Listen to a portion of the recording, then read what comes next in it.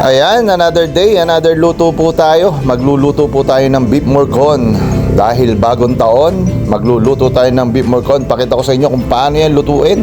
Ayan, nakabili tayo ng beef sa palengke. 580 ang kilo, napakamahal ng beef. Yung ating tabantigas at atay at yung mga panahog natin, ayan, yung mga sangkap, pakikita ko sa inyo. At mamaya, babanggitin ko yan. Ayan, hinugasan nating mabuti yung ating mga karne. Yung beef at saka yung atay, tabantigas. At ayan, kita nyo naman kung gaano kalinis yung ating baka. At inalo na rin natin yung atay at tabantigas para i-marinate.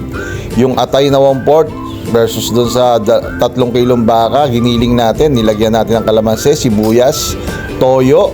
Ayan, yung ating oyster sauce.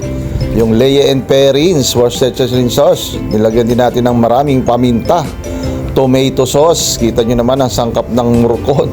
Yung ating garlic powder, yung ating seasoning, at yung ating lalong magpapasarap, yung ating pickle relish, 1 cup na pickle relish, at yung ating sugar na magpapabalanse sa lasa ng ating morcon. At ayan, imamarinate natin ng 1 oras para mas masarap. Ay, tinakpan natin, yan yung ating mga ipapalaman, yung cheese, carrots, bell pepper, hotdog, itlog. Ayan, sisimulan natin. Pakikita ko sa inyo kung paano magpalaman ng morcon at magtali. Ayan, ala konsi.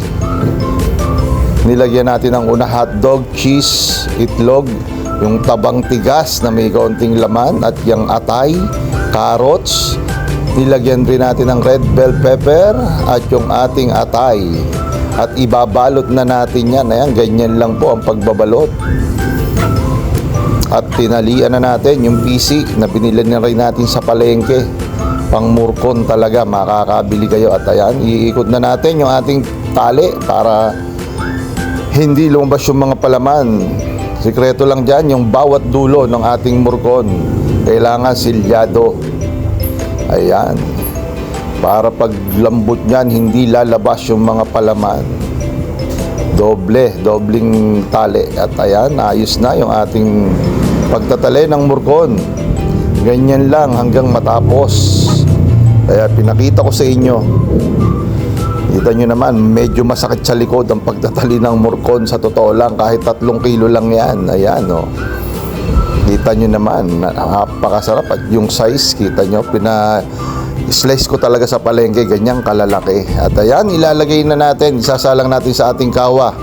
Dahil hindi kasya sa kawaling regular, nilagyan natin ng mantika at butter para mas malinamnam. Syempre, gigisahan natin ng bawang sibuyas at palalabasin natin yung amoy, yung aromatic na amoy ng bawang sibuyas. Pagkatapos nyan, ilalagay natin yung binalot nating morcon, gigisa natin. Ayan, oh, kita nyo naman. Babaliktad lang natin para yung magkabilang side mainitan ng bawang sibuyas. At yung pinagbabaran, ilalagay na natin. Pakukuluan natin yan at least 2 to 3 hours. Dahil maganda ang baka, medyo bata. Ayan, tinakpan natin. At medyo matagal kasi, nagparingas tayo sa ating kalandiuling at inilipat natin yung ating morcon. At yan, yung unang oras, kita nyo naman, kulong-kulo na. Takpan uli natin. Maghihintay tayo ng mga ilang minuto. Ayan, haluin natin. Siyempre, medyo hahalu-haluin nyo pag binuksan. At ayan, makalipas ang mahigit 2 oras, kulang-kulang 3 oras, kita nyo naman, nagmamantika na at medyo labas na ang sarsa. Nilagyan natin ng liver spread, siyempre, yung laging hinahanap sa sarsa. Liver spread, dinilagyan natin yan, kalahati lang ng lata dahil marami na siyang atay. Ma-overpower ng atay, kaya kukontrolin natin. Kita nyo naman ng ating beef morcon, sarsa pa lamang, ulam na. Yan yung morcon ay pinagmamalaki natin. Dahil marami na tayong natikman, hindi magpapahuli ang ating morcon. Salamat po.